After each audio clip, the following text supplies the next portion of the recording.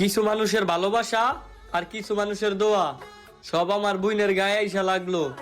চোদ শেষর আটপার বাটপার যতগুলাই আছে সব আমার বুইনার সাজ দেখাই ভাগলো।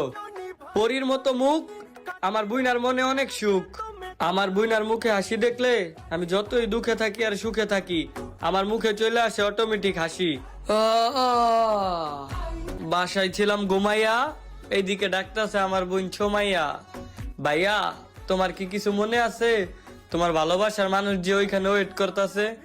আমি বললাম ওই কিরে, কে আমার জন্য ওয়েট করে? এদিকে আমার বোন ছোমাইয়া বলতাছে ভাইয়া সবাই ওয়েট করতেছে মনছে।